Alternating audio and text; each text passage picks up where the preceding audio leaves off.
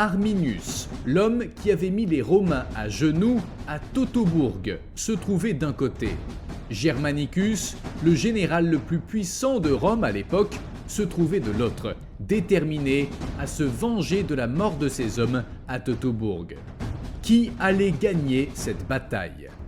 Près de 5 ans s'étaient écoulés depuis la catastrophe de Teutobourg et jusqu'en 14 après Jésus-Christ, les Romains n'avaient remporté aucune victoire majeure sur les Germains. Plusieurs tribus avaient jugé particulièrement utile de commencer à s'allier avec Arminius contre le contrôle romain. Il y avait même des Chérusques, dirigés par leur oncle Ingiomère, qui n'avaient pas soutenu l'attaque initiale, mais qui rejoignirent ensuite le parti d'Arminius. Malgré ce soutien croissant, Ségeste, chef des Chérusques et également beau-père d'Arminius, préféra rester fidèle à Rome. Et il est évident que cela finit par miner son autorité et sa popularité au sein de la tribu. En représailles à cette approbation, Arminius ordonna à ses alliés d'arrêter son beau-père. Ségeste réussit alors d'une manière ou d'une autre à envoyer son fils Segimundus demander de l'aide au général Germanicus. Avec l'aide de Segimundus, Germanicus réussit à libérer Ségeste et à capturer certains des alliés d'Arminius, dont sa femme Thusnelda, alors enceinte. On ne peut qu'imaginer le moment où la femme d'Arminius, qui était aussi la fille de Ségeste, se trouva face à face avec son père, désormais libre et également du côté de l'ennemi. Malgré les rancunes passées, Germanicus, avec la défection du fils de Ségeste et quelques autres guerriers germaniques qui étaient partis pour suivre Arminius, vit là une opportunité. Tout porte à croire que non seulement ce fils de Ségeste avait combattu contre Rome, mais qu'il avait aussi profané le cadavre du général Publius Varus. Compte tenu de ce contexte rebelle, l'empereur régnant Tibère décida de gracier toutes les personnes impliquées.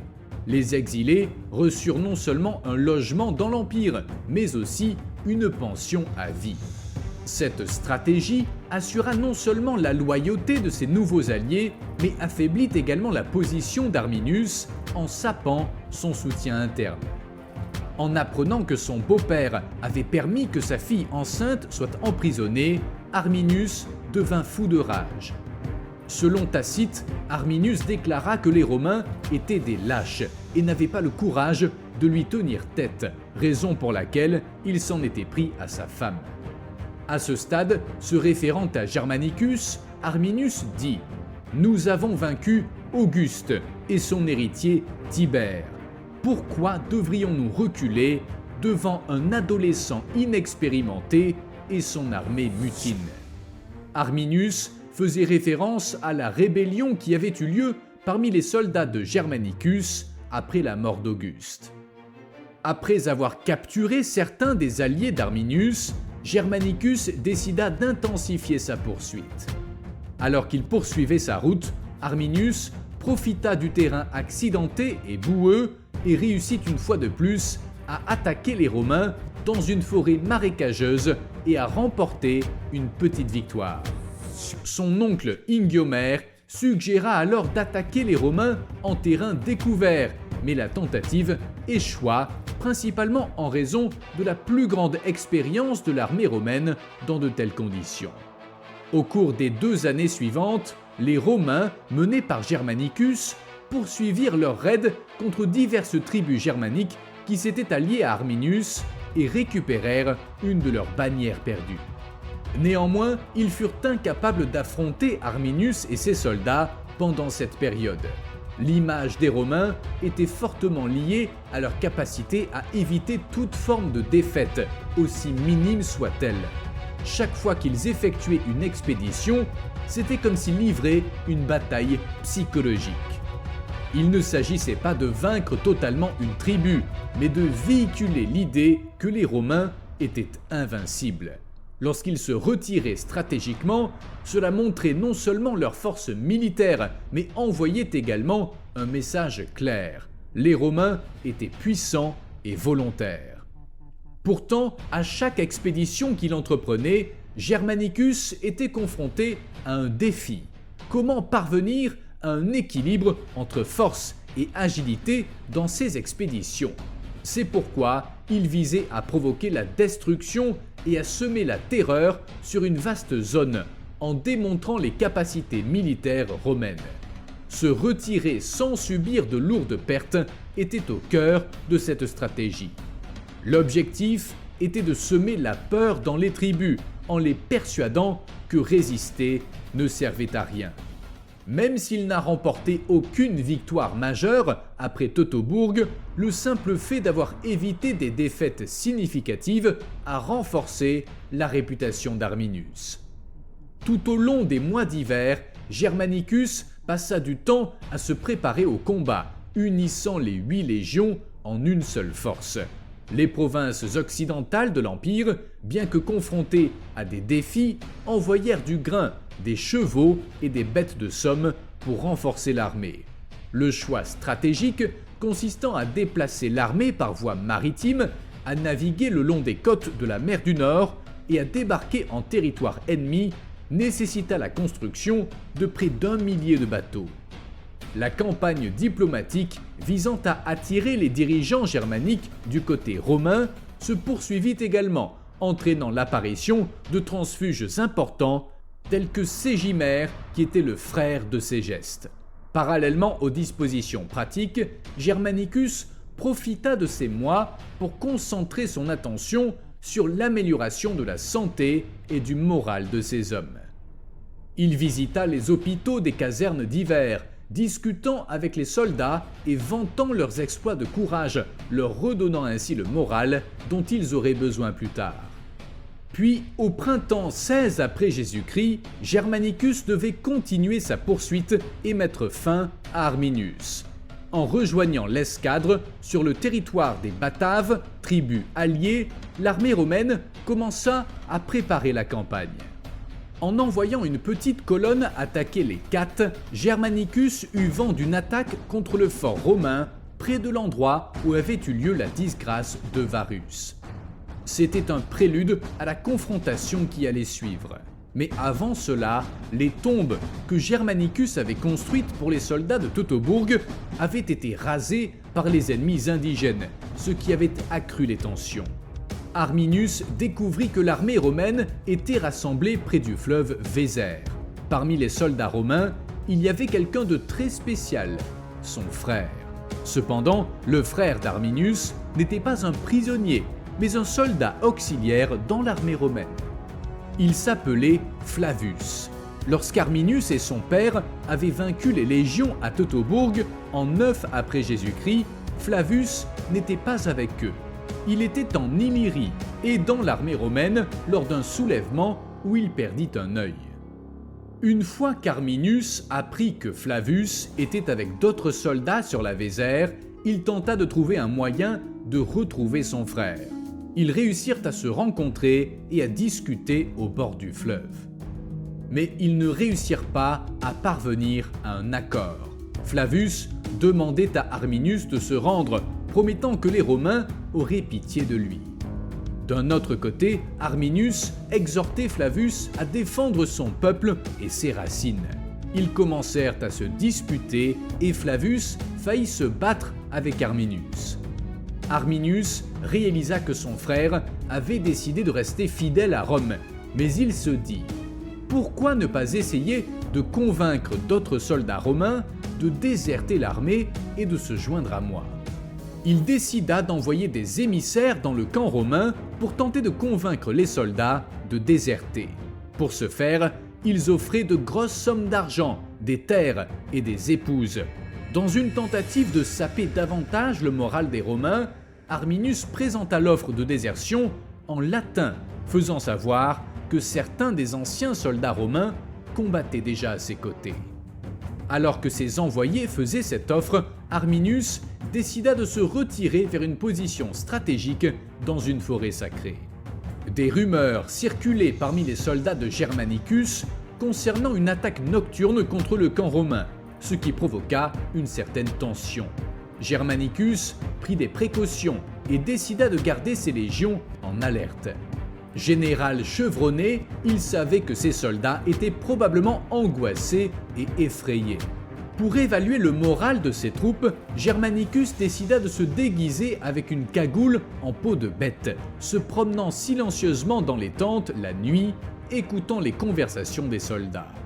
Alors qu'il parcourait le camp pour savoir comment se sentaient les soldats, Germanicus fut surpris par la confiance et l'inquiétude des soldats à son égard en tant que général.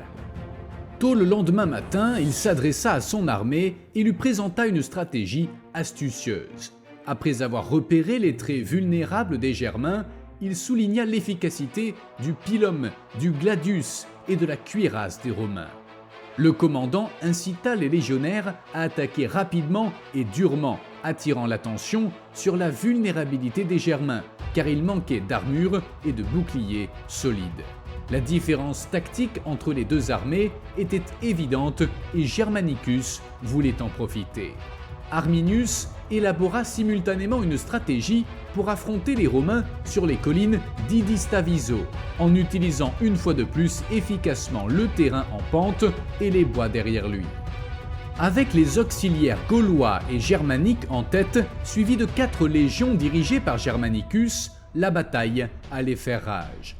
Il y avait aussi 2 cohortes de la garde prétorienne et un assortiment stratégique de cavalerie déployé par l'armée romaine pour affronter les rebelles germaniques.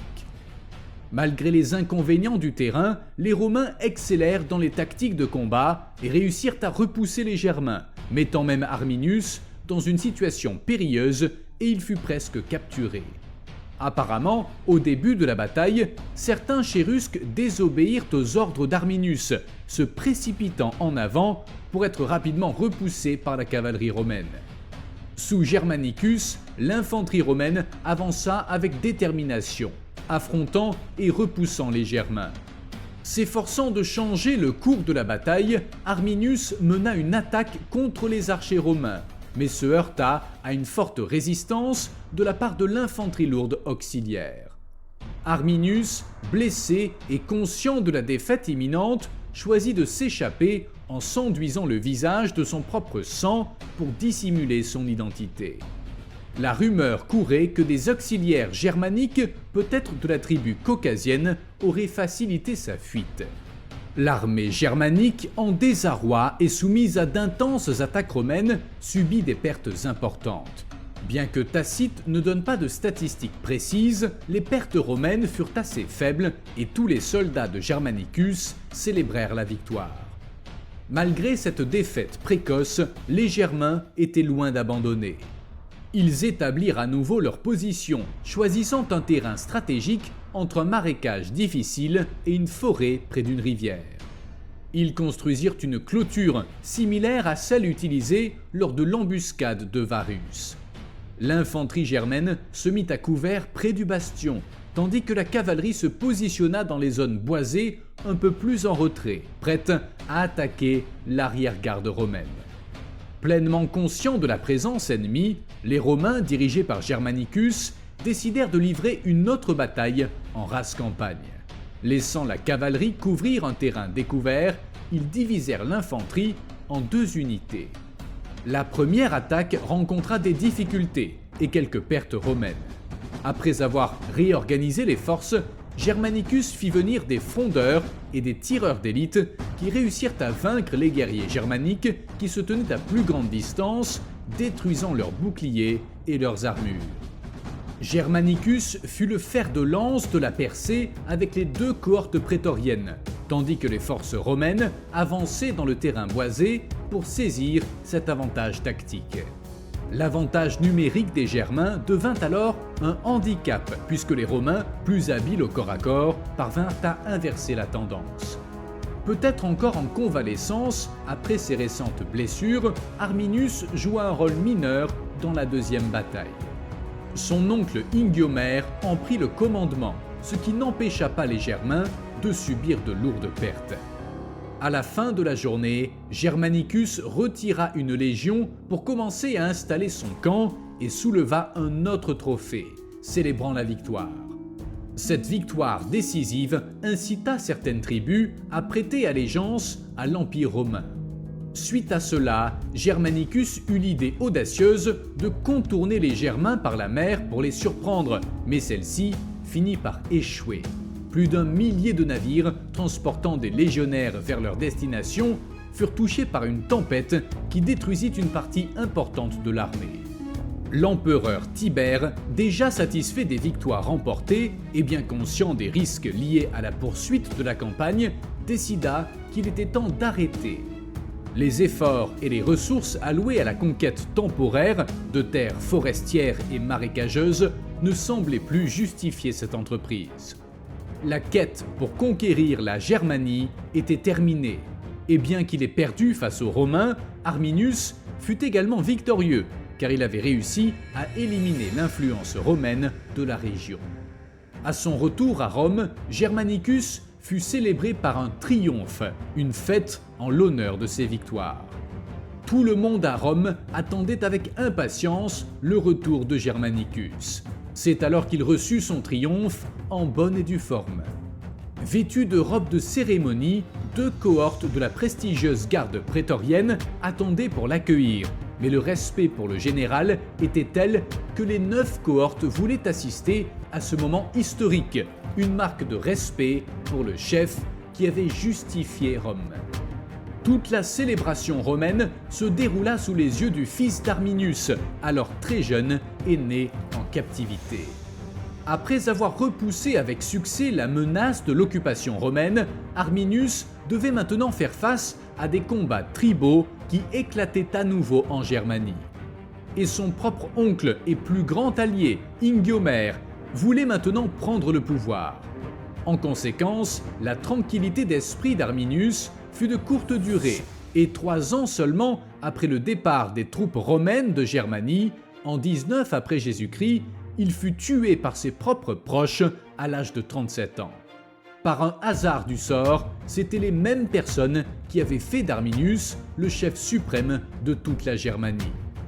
La lutte de pouvoir interne était si intense que les Chérusques durent supplier Rome d'intervenir et de leur envoyer un roi des années plus tard. Et savez-vous qui Rome envoya?